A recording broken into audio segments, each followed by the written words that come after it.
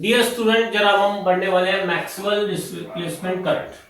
ठीक है, अब हम इसको स्टडी करेंगे। अब ईएम वेव्स का ये पहला टॉपिक है। अब हम इलेक्ट्रोमैग्नेटिक वेव्स के बारे में डिस्कस करने वाले हैं, जिसमें हम लाइट वेव का नेचर, ये सब कुछ हम डिटेल में डिस्कस करेंगे।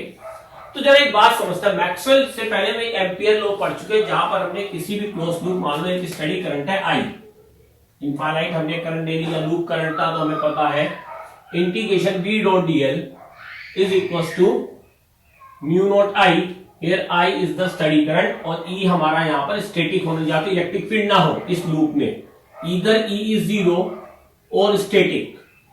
स्टैटिक मतलब स्टैटिक चार्जेस के द्वारा प्रोड्यूस किया गया constant electric field. E as a function of time नहीं होना चाहिए, तभी हमारा ये एम्पियर लॉ है लग पाता है।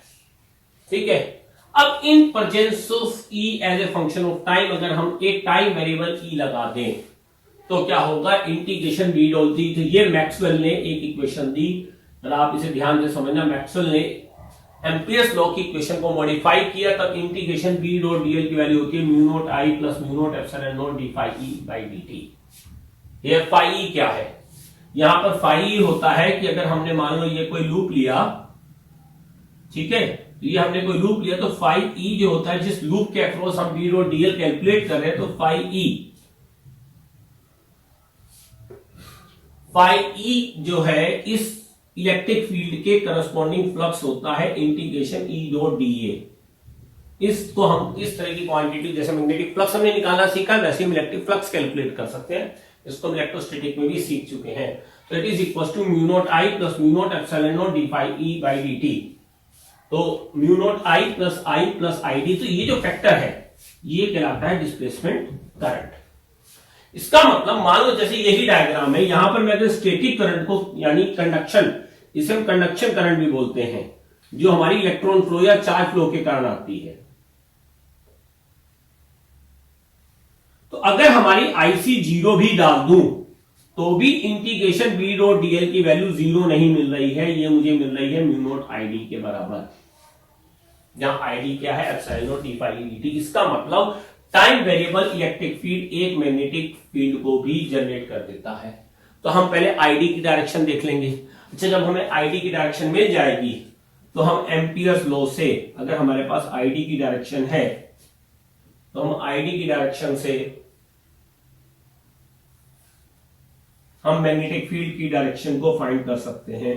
तो जैसे टाइम वेरिएबल इलेक्ट्रिक फील्ड एक मैग्नेटिक फील्ड को produce, time variable magnetic field जैसे एक इलेक्ट्रिक फील्ड को प्रोड्यूस करता था, उसे हम बोलते थे इंड्यूस इलेक्ट्रिक फील्ड। सेम वैसे ही अगर टाइम वेरिएबल इलेक्ट्रिक फील्ड लगाते तो भी एक मैग्नेटिक फील्ड स्पेस में जनरेट हो जाता है।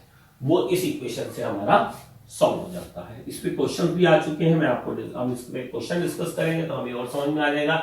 एक सिंपल सा डिस्प्लेसमेंट करंट का ये फार्मूला है, ये आपको याद रखना है। ठीक है, इससे रिलेटेड हम क्वेश्चंस करेंगे तो हम उसको समझ लेंगे। और यहां पर ये जो डायग्राम है आईडी की डायरेक्शन बता रहा है, आईडी की डायरेक्शन ई के पैरेलल होगी if d phi E d by D T is greater than zero. अगर ये निगेटिव होगा तो यहाँ माइनस साइन क्या बता रहा है कि आईडी की डायरेक्शन अपोजिट टू ई आएगी। जब हम इस पे बेसिक क्वेश्चंस करेंगे तो हम इसको और अच्छे से समझ जाएंगे। अभी हमने डिस्प्लेसमेंट करंट की बेसिक थ्योरी समझे, उस पे बेसिक इंपॉर्टेंट क्वेश्चन करते हैं। इस तरह का क्वेश्चन जेई में भी आ चुके हैं। इसमें कहा गया कि parallel plate capacitor each of radius R and separation D are connected by DC source. जैसे इस डायग्राम में लिखा है, t इक्वल टू 0 पर हमने स्विच क्लोज कर दिया, तो कह रहा है displacement current between the plate as a function of time बताओ, वैल्यू ऑफ b बताओ at a distance r by 2। अब इस प्रॉब्लम को अप्रोच कैसे करना है जरा देखो, बहुत मुश्किल नहीं है इसको अप्रोच करना। अगर हम यहां पर देखें, हम जब इस स्विच को बंद करेंगे, इसमें करंट फ्लो शुरू होगा I, और यहां पर किसी इंस्टेंट पे एक चार्ज आ जाएगा प्लस क्यू माइनस क्यू, उसकी वजह से इलेक्ट्रिक फील्ड आएगा। अब यहां पर ये इलेक्ट्रिक फील्ड अगर टाइम वेरिएबल हुआ तो टाइम वेरिएबल इलेक्ट्रिक फील्ड के कारण एक मैग्नेटिक फील्ड आता है, उसी के करस्पॉन्डिंग एक डिस्प्लेसमेंट करंट देखते हैं। ये डिस्प्लेसमेंट करंट एक प्योर मैथमेटिकल फंक्शन है। एक्चुअली बेसिकली इलेक्ट्रिक फील्ड, जो इस बात को बहुत ध्यान से समझना, इलेक्ट्रिक फील्ड एक मैग्नेटिक फील्ड को प्रोड्यूस करता है। मान लो अगर कुछ मैग्नेटिक फील्ड ऐसा आ रहा है तो ये कहा जाता है कि भैया मैग्नेटिक फील्ड किस करंट के करस्पॉन्डिंग आया। तो ये जो एक मैथमेटिकल फैक्टर है epsilon not D phi E by D T, जिससे कि हमारा ये इंटीग्रेशन बी डॉट डीएल हमें मिल रहा था। इंटीग्रेशन बी डॉट डीएल की वैल्यू थी mu not epsilon not D phi E by D T, एक फैक्टर आया था। तो इस फैक्टर को हमने मैथमेटिकली आईडी के बराबर कह दिया और उसके बाद हमने कहा कि integration B dot dl mu naught ID है, तो ये डिस्प्लेसमेंट करंट रिस्पॉन्सिबल हो गई पी के लिए। लेकिन ऐसा है नहीं, डिस्प्लेसमेंट करंट नाम की कोई चीज होती नहीं, करंट तो कंडक्शन होती है। तो ये करंट एक मैथमेटिकल करंट है और इस फंक्शन को एक करंट के करस्पॉन्डिंग देखा जाता है इस बी की कैलकुलेशन को सॉल्व करने के लिए, ठीक है। और अगर d phi E by D T positive होता है तो आईडी को भी इसी डायरेक्शन में ले लेते हैं और इसी आईडी की हेल्प से बी मिल जाता है। ये बात तो आप पहले एक बेसिक कॉन्सेप्ट समझ लो, ठीक है। तो अब फाई ई, यहां पे ई क्या होगा, ई की वैल्यू होगी Q by A epsilon not. ये हमने एक एरिया ए मान लिया ऐसे, ठीक है। तो चार्ज ई तो ये होगा, तो फ्लक्स फाई ई क्या हो जाएगा, ई इंटू ए, क्योंकि देखो यहां पर सीधा सा है कि ये एरिया ए हो गया और इस पूरे एरिया ए में ही ई है। आर एरिया जहां ए की वैल्यू क्या है पाई आर स्क्वायर, तो phi E is equal to E A, तो फाई ई की वैल्यू कितनी आ जाएगी, यहां से ए कट जाएगा क्यू बाई एप्सिलॉन नॉट। तो ID epsilon naught into d phi by D T यहां पुट कर दो, तो एप्सिलॉन नॉट देखो कट जाएगा, तो ये आ जाएगा सीधा सीधा यही D Q by D T. तो डिस्प्लेसमेंट करंट इस प्रॉब्लम में इसी चार्ज की रेट ऑफ चेंज के बराबर आ गई। और ये कुछ नहीं, इस क्वेश्चन में ये कंडक्शन करंट ही के तो बराबर है ये चीज। यहां पर अगर ये कंडक्शन करंट तुम क्या आरसी सर्किट में पढ़ चुके हो, किसी भी समय कंडक्शन करंट किसके बराबर होते हैं, D Q by D T के।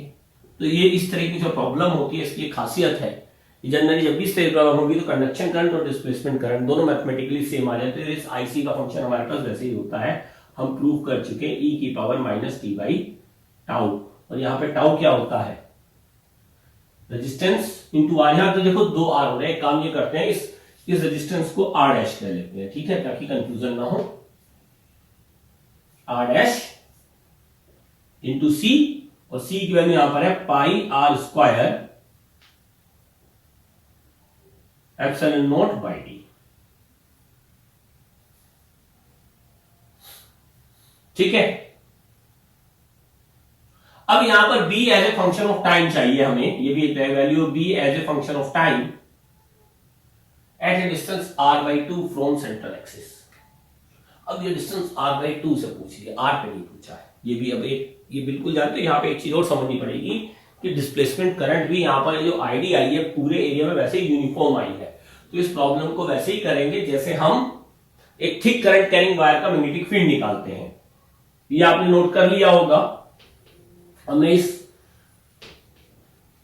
हमें पता है कि अगर एक थिक करंट कैरिंग वायर हो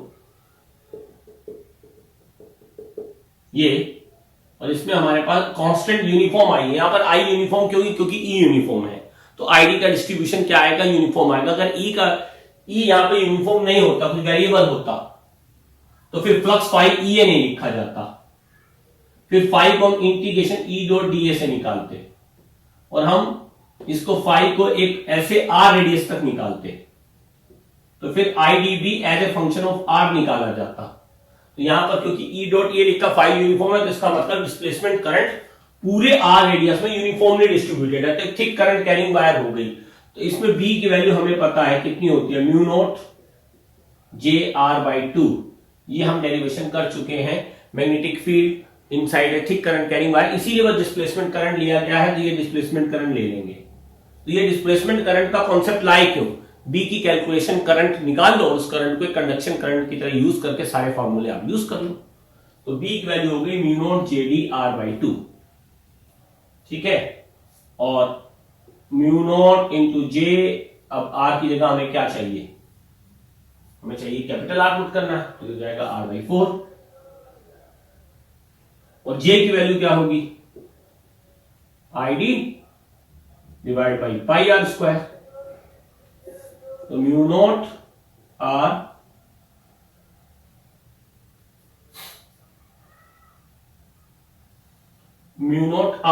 बाई 4 पाई आर स्क्वायर करोगे तो एक आर से ऊपर कट के यहां से आर बचेगा, इंटू आई डी आ जाएगा,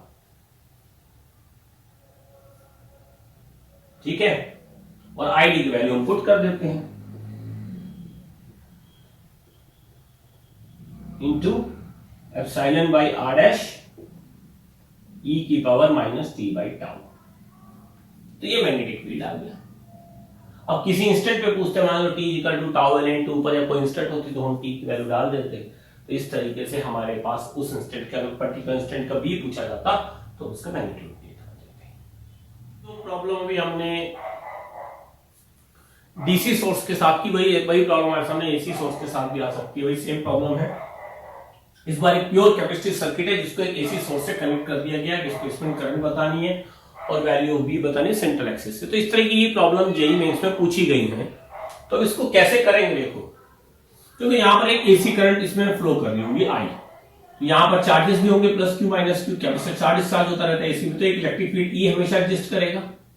यहां पर भी हम प्रूव कर लेंगे कि आई और आईडी इस केसेस में हमेशा इक्वल आ जाते हैं। देखो कैसे, ऑलमोस्ट थ्योरी सारी वही है। यहां पर हमें पता है कि आई की वैल्यू लिख लेते हैं, हमें जरूरत पड़ेगी किसी भी समय आई का फंक्शन इस तरह क्वेश्चन में क्या होता है, V not by X C sine omega T, यानी वी नोट ओमेगा सी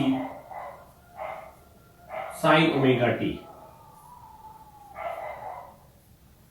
ये हमारा आई का फंक्शन हो गया। ठीक है, और आई किसके इक्वल रहेगा, D Q by D T के, ये भी हमें मालूम है। और इसी से हमारा डेरिवेशन भी होता है जहां क्यू क्या होता है, सी डी।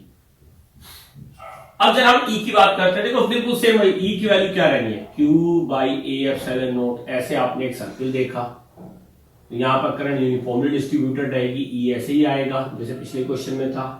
तो phi E is E A Q by epsilon not I D epsilon not D phi E by D T. सारे स्टेप्स में एसी के इंडिपेंडेंट चले जा रहे हैं, एप्सिलॉन नोट्स बस फाइनल आंसर थोड़ा सा डिफरेंट है, बाकी स्टेप सेम है। तो एप्सिलॉन नोट से एप्सिलॉन नोट कट जाएगा, ये D Q by D T ही आ जाएगा, which is nothing but the conduction current IC से आईसी कह लेता हूं कंडक्शन करंट है, यानी डिस्प्लेसमेंट करंट का फंक्शन भी क्या आ जाएगा, V note omega C sine omega T.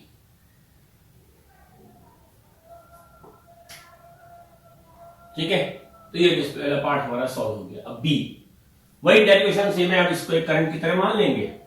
तो बी की value mu not J R by two, यानी mu not R by 4 into J, और जे की वैल्यू क्या हो जाएगी, I D divide by pi R square, यानी mu not upon 4 pi R into I D की value ये है V note omega C sine omega T. अब यहां पे सी की वैल्यू और पुट कर दी है, सी की वैल्यू यहां पर क्या रहेगी, pi R square epsilon not by D, ये पुट कर दो। फाइनल थोड़ा सा और सिंप्लीफाई करके आंसर लिख सकते हो। तो इस तरह से हम डिस्प्लेसमेंट करंट और बी कैलकुलेट कर सकते हैं। यही प्रॉब्लम आईआईटी में पूछी जाती है, थोड़ा बहुत डिफरेंट कुछ पूछ लेगा तो इसी बेसिक्स का यूज करके, इसी फार्मूला का यूज करके आसानी से डिस्प्लेसमेंट करंट की प्रॉब्लम को और उससे प्रोड्यूस बी की प्रॉब्लम को सॉल्व किया जा सकता है।